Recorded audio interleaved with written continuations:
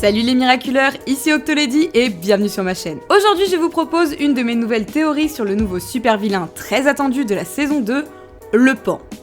Je précise que même si ceci est une théorie personnelle, je ne prétends pas détenir la vérité. On le sait, rien n'est rarement fait au hasard dans Miraculous. Si on se penche un peu plus sur les Miraculous justement, on remarque que les pouvoirs sont souvent puisés dans différentes mythologies.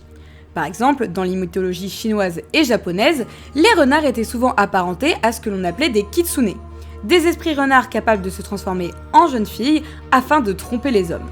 C'est sûrement de là qu'est tiré le pouvoir d'illusion de la flûte de Réna Rouge. Le chat noir, lui, était perçu au Moyen-Âge comme l'incarnation du diable, celui qui annonçait la mort et le chaos. Quoi de mieux alors qu'un pouvoir de destruction pour ce dernier ?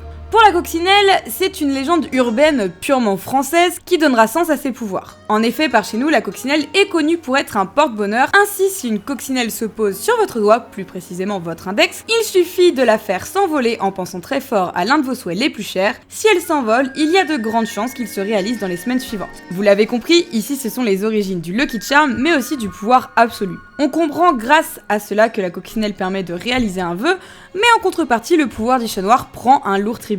Mais alors, quels pourraient bien être les pouvoirs du Pan ? Eh bien, dans la mythologie indienne, le Pan est symbole de beauté, de grâce, de joie, mais enfin et surtout d'immortalité. En Inde, le Pan est un tueur de serpents et est considéré comme étant insensible à leurs morsures. Toute une symbolique naît derrière cette image. La lutte du Pan contre le serpent renvoie à celle de la lumière sur l'obscurité. Retenu sous les pattes du Pan, le serpent ne peut plus faire de mal et doit se soumettre. Les hindous pensaient donc que la robe des Pans provenait directement du venin des serpents qui, au lieu de les tuer, leur donnait ses couleurs magiques, symbolisant encore une fois la canalisation du mal pour en faire quelque chose de flamboyant. Quand on lit cette légende, deux choses en ressortent pour moi, la canalisation du mal et l'immortalité. Est-ce que le pouvoir du Pan permettrait d'absorber le mal qui se trouve en une personne ? Rien que pour cette question, nous avons déjà deux interprétations possibles. Soit le Pan peut absorber la méchanceté, les mauvaises pensées, le mal-être, soit le Pan peut absorber la douleur, la maladie, les maux, comme une sorte de pouvoir de guérison. Et bien sûr, nous avons l'immortalité. Mais le Miraculous procure-t-il vraiment l'immortalité à celui qui le porte ? Nous y reviendrons plus tard. C'est sûrement la question que tout le monde se pose, mais qui peut bien être le Pan ? Bien, il y a une réponse à cela. Actuellement, ce n'est personne. Rappelez-vous, dans l'épisode Le Collectionneur, on aperçoit très clairement le Miraculous du Pan à côté de la photo d'Emily. Tout en sachant cela, en plus du fait que le Pan n'est pas encore apparu dans la série, on peut clairement penser que le Miraculous du Pan appartenait à Emily Agreste, et que celui-ci est pour l'instant sans propriétaire. Et avec Emily, on en revient toujours au même problème. Où est-elle ? Dans ma précédente vidéo, j'expliquais qu'Emily était supposément morte ou dans le coma, et j'avais supposé que Gabriel la gardait précieusement dans la salle que l'on voit à la fin de Gorizia. Mais en repensant au supposé pouvoir du Pan, d'autres possibilités se sont ouvertes à moi. La première pourrait rejoindre une hypothèse que j'avais déjà évoquée dans la vidéo précédente. Emily serait gravement malade ou dans le coma. Si le pouvoir du Pan est bien d'absorber les blessures et les maladies afin de guérir les autres, on peut penser alors que c'est Emily qui encaisserait à la place des gens qu'elle soigne. Et à force d'en avoir trop absorbé, Emily aurait fini par tomber gravement malade, mais le Miraculous du Pan étant potentiellement pourvu du pouvoir d'immortalité, ça lui permettrait de survivre. La seconde hypothèse serait bien plus sombre. Comme je le disais tout à l'heure, selon la légende, le Pan canalisait le mal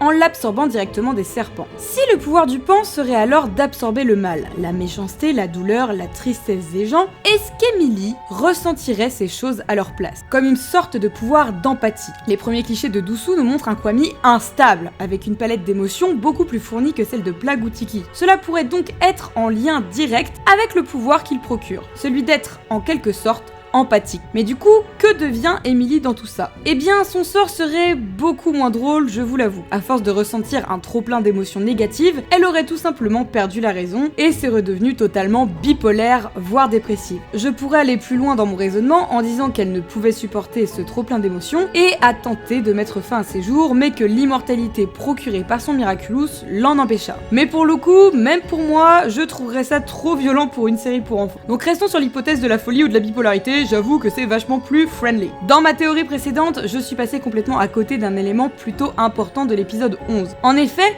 si l'on tend bien l'oreille, on peut entendre... On entend 4 bangs et une sorte de bip, comme si quelqu'un martelait de l'intérieur de quelque chose. Le bip peut avoir deux significations. La première, et sûrement la plus populaire à l'heure actuelle, c'est que le son serait un signal de fin de Miraculous. Personnellement, je trouve pas qu'il y ait tant de ressemblance que ça entre les deux sons, d'autant plus que le Miraculous se trouve dans le placard de Gabriel. Je penche donc pour la deuxième option, le bip serait une sorte de signal médical. Si effectivement Emily est bien instable mentalement ou émotionnellement parlant, Gabriel aurait pu juger bon de l'enfermer car elle était devenue trop dangereuse pour elle-même et son entourage, jusqu'à trouver une solution pour lui rendre son état normal. En tous les cas, Emily serait dans la capacité actuelle d'être le pan. Pourtant, quelqu'un va bien devoir endosser le costume, car si l'on en croit les différentes informations données par Jérémy Zag et les clichés fournis par la prod, le pan va bel et bien être de la partie. Alors, à savoir qu'on ne sait pas quand elle est censée apparaître dans la saison 2. Mais revenons sur sa possible identité. Déjà par son design, nous pouvons être certains que le pan sera une femme. Si Emilia Grest est forcément pressentie, deux autres noms ressortent. D'abord Madame Bustier, la prof de français du collège. Mais à part la possible ressemblance morphologique, il n'y a pas tellement d'autres arguments en sa faveur. Nous allons donc nous pencher vers la seconde personne, Nathalie Sancoeur. Et je vous vois déjà venir. Mais non, ça peut pas être Nathalie, on sait qu'elle va se faire akumatiser dans la saison 2. Eh bien ça je vous répondrai, et alors Papillon s'est bien akumatisé lui-même dans le collectionneur, et on sait de sources sûres que Chloé, qui a déjà été anti-bug, et va devenir Queen Bee, va également être akumatisée en Queen Wasp. Donc rien n'empêche Nathalie de se faire akumatiser et de devenir le pan par la suite. Cela pourrait même être le déclencheur. Nathalie pourrait être l'akumatisée la plus efficace que le papillon n'ait jamais créée, et cela pourrait lui donner l'envie ou l'idée de lui prêter le Miraculous. Après tout, Nathalie est une personne loyale, et la seule personne à ce jour étant au courant de son secret, preuve qu'il a une grande confiance en elle. De plus, un petit détail m'avait interpellé concernant la forme akumatisée de Nathalie. Le design est très proche de la forme akumatisée de Gabriel, comme un signe de leur future collaboration, étant donné que Gabriel travaille dans la mode, je me suis dit que ça avait son importance. D'ailleurs, on remarque également que la peau de Nathalie est devenue bleue comme celle du pan. Si on se penche aussi sur les ressemblances physiques et morphologiques entre les deux personnages, on remarque quelques similitudes. Le col roulé, la coupe de cheveux, la silhouette. Enfin, Zag avait affirmé dans une interview qu'à côté du prochain méchant, le papillon serait un bébé. Et encore une fois, je ne pense pas que ce soit une coïncidence, mais le nom de Nathalie est Sancoeur. 5 ans, la chaîne a 5 ans. Et oui, aujourd'hui cela fait 5 ans jour pour jour que la toute première vidéo de la chaîne est sortie. Cela paraît si loin alors que 5 ans quand on y réfléchit c'était hier. Mais aujourd'hui je reçois quand même sous mes TikTok des commentaires qui me disent « OMG, je te regardais quand j'étais petite, lol !» Et moi je suis là en mode « Haha, ouais haha !»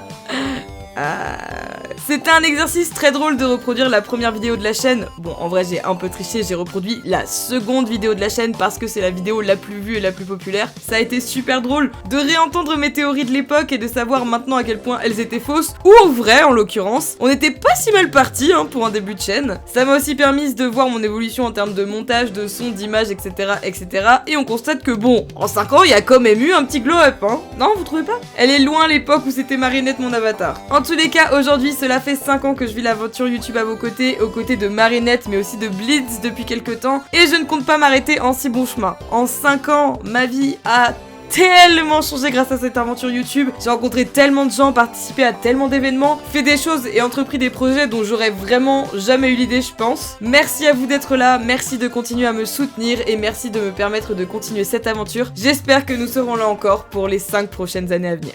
Encore merci à tous les membres de la communauté de la chaîne est en partie financée grâce à vous, un énorme merci. Si vous avez apprécié la vidéo, n'hésitez pas à laisser un petit pouce bleu, ça fait toujours plaisir, et ou à vous abonner si vous aimez mon travail, c'est la meilleure gratification qu'on puisse recevoir. Merci à vous d'être toujours plus nombreux, en tout cas on se retrouve très vite pour une prochaine vidéo, restez à l'écoute.